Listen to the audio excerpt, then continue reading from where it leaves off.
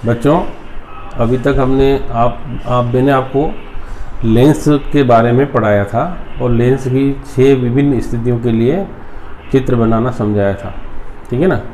आज हम बात करेंगे लेंस समीकरण, रेखीय आवर्धन और लेंस के उपयोग। इसी के साथ हमारा चैप्टर शायद और लेंस की क्षमता, ये 4 प्रश्न और इस चैप्टर में है। इसी के साथ हमारा ये जो चैप्टर है ये समाप्त हो जाएगा, ठीक है ना। तो आज हम जो नया बात कर रहे हैं वो है लेंस समीकरण। क्या है? लेंस समीकरण। तो अगला प्रश्न आप अपनी बुक में लिखें, लेंस समीकरण लिखो तथा सिद्ध करो। लेंस समीकरण लिखो एवं सिद्ध करो, ये वाला प्रश्न है अपना। या सिद्ध करो कि क्या सिद्ध करो? 1/f = 1/v - 1/v। यह आपको लेंस समीकरण लिखना भी है और सिद्ध भी करना है। तो आपको सबसे पहले अपना बुक में डायग्राम बनाना है। डायग्राम कैसे बनाएंगे? देखो, ये हमारे पास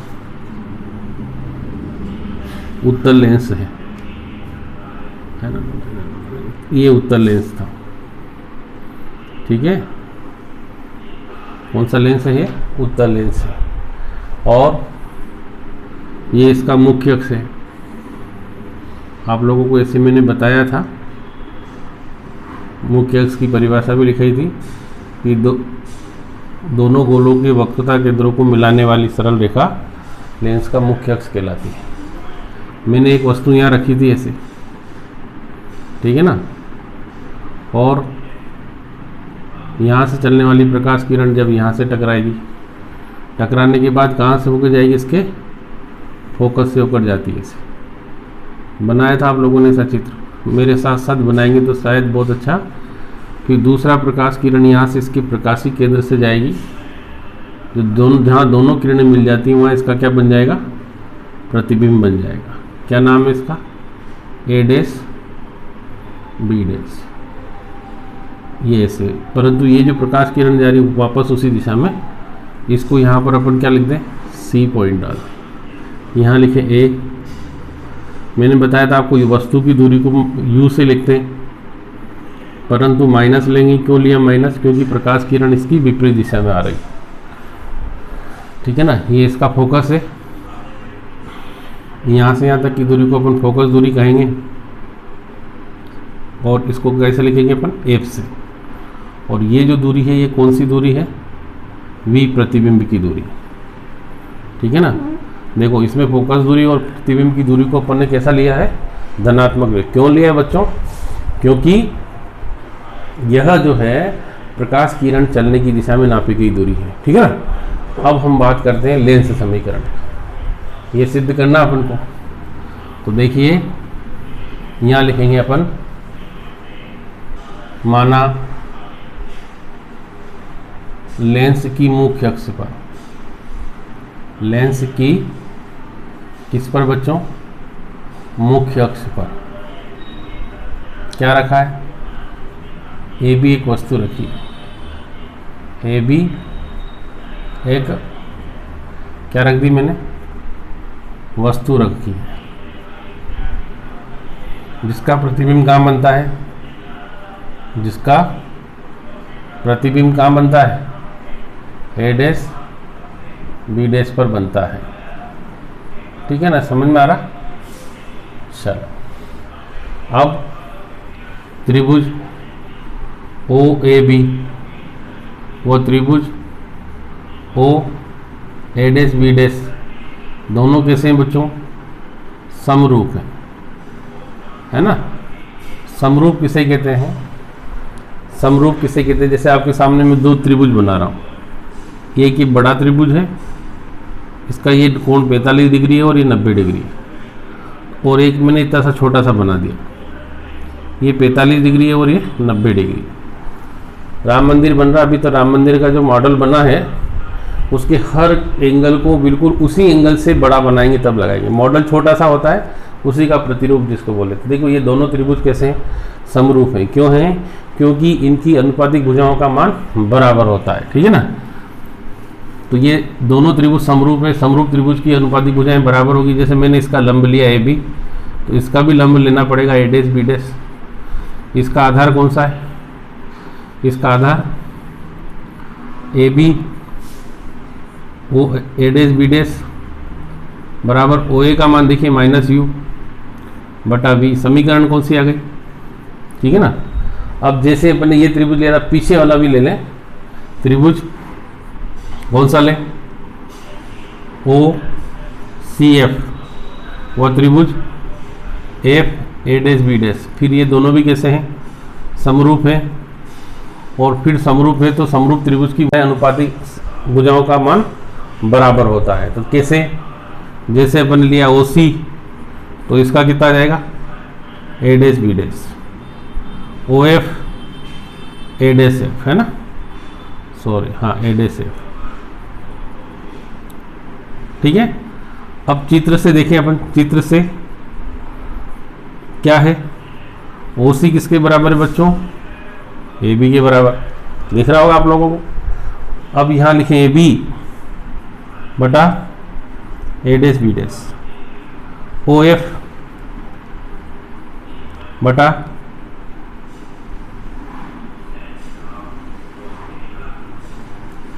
ए डैश एफ, ठीक है ना। ये समझ में आया होगा। अब इस ए डैश एफ का मान निकालें, तो देखो कैसे? ओ ए डैश माइनस ओ एफ। अगर ओ ए डैश को देखो तो मैंने लिख रखा, देखो ओ से ए डैश की दूरी वी और माइनस एफ, तो ये यहाँ पर आ जाएगा A B A dash B dash, यहाँ आ जाएगा F upon V minus A. ये समीकरण कौन सी आ गई, ठीक है ना। अब देखो समीकरण ए को, दोनों को देखें, दोनों की एलएचएस बराबर है तो आरएचएस भी कैसी हो जाएगी? बराबर। समीकरण 1 व 2 से क्या लिखेंगे? माइनस यू बटा V F upon V minus F, ठीक है। तो minus U V minus F बराबर वी एफ। अब ब्रैकेट ओपन कर दें तो अंदर गुणा करेंगे, देखो U V plus U F बराबर वी एफ। अब अगली स्टेप में अपन क्या करें? एफ एफ वाली टर्म एक तरफ कर लें, तो U F minus V F बराबर यू वी। पूरी समीकरण में किससे भाग लगा दें? u से भाग देने पर, तो U F upon V F upon U V upon U V F. तो बच्चों देखो यहाँ से बच जाएगा 1 upon V minus 1 upon U minus 1 upon F. या अपन कह दें कि 1 upon F is equal to 1 upon V minus 1 upon, किसका समीकरण आ गया? लेंस समीकरण है। बहुत महत्वपूर्ण प्रश्न है। जो विज्ञान के शिक्षक मेरा वीडियो देख रहे हैं, प्लीज़ अच्छे से देखें, और यदि आपको फिर भी कोई समस्या हो तो मुझे कमेंट्स करें, मैं ज़रूर उसका हल बताने की कोशिश करूँगा, ठीक है ना। अब अगला अपना इसी में है अगला प्रश्न। अगला जो है, लेंस की शक्ति किसे कहते हैं? ये 2020 की परीक्षा में पूछा हुआ था। इसका मात्रक लिखो। प्रश्न लिख लें आप, लेंस की शक्ति किसे कहते हैं, इसका मात्रक लिखो।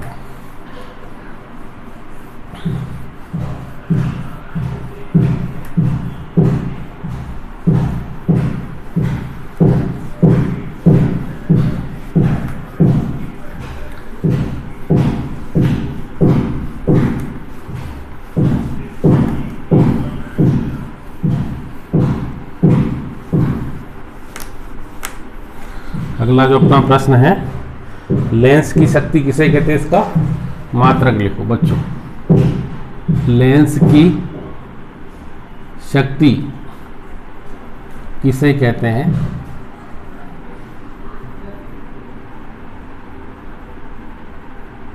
इसका मात्रक लिखो।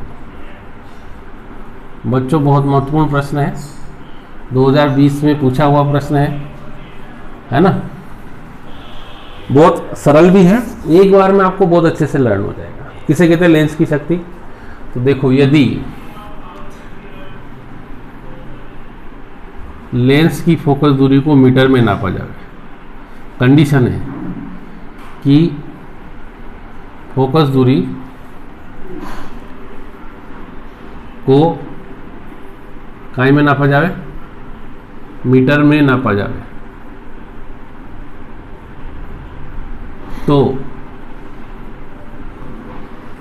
लेंस की फोकस दूरी के युतक्रम, लेंस की फोकस दूरी के युतक्रम को लेंस की शक्ति क्षमता कहते हैं। लेंस की क्षमता है यार, शक्ति नहीं है ना, क्षमता, सॉरी थोड़ा मिस्टेक हो गया था। लेंस की क्षमता कहते हैं ना, लेंस की क्षमता कहते हैं। इसे P द्वारा दर्शाया जाता है, P द्वारा दर्शाया जाता है। यहाँ लिखे लेंस की क्षमता, लेंस की क्षमता P बराबर 1/F और काय में लिखते हैं अपन मीटर में, ठीक है ना। यदि फोकस दूरी को सेंटीमीटर में नाप ले, फोकस दूरी को काय में नापा जाए, सेंटीमीटर में नापा जाए, तो P बराबर कितना आ जाएगा 100/F, मतलब मीटर में ही बदलना पड़ेगा, ठीक है ना। अब इसका मात्रक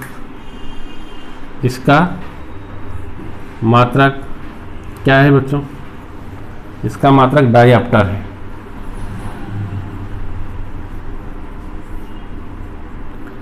जब कभी भी आप अपनी आंखें टेस्ट करवाने जाते हैं तो डॉक्टर लिखता -1.5D या +1.5D। माइनस लगा मतलब आपके जो लेंस लगाए हो उत्तर लेंस लगा रखा है, प्लस है मतलब आपके पास कौन सा लेंस लगा रखा है, उत्तर लेंस लगा रखा है। तो दोनों लेंसों को आप बहुत अच्छे से समझ गए होंगे। इस चैप्टर में यही प्रश्न थे। इसके ऑब्जेक्टिव को आप मेरे वीडियो देखने के बाद यदि पढ़ेंगे तो निश्चित रूप से आपको बहुत अच्छे से समझ में आ जाएंगे। आप 10th क्लास वाले स्टूडेंट मुझसे कभी भी मेरे व्हाट्सएप नंबर पर कॉल करके या मुझसे व्हाट्सएप पर मैसेज करके भी अपना प्रश्न पूछ सकते हैं। Thank you. अब इसी के साथ हमारा यह 10th चैप्टर समाप्त होता है। 11th चैप्टर हम कल से स्टार्ट करेंगे। तब तक के लिए have a nice day. Thank you.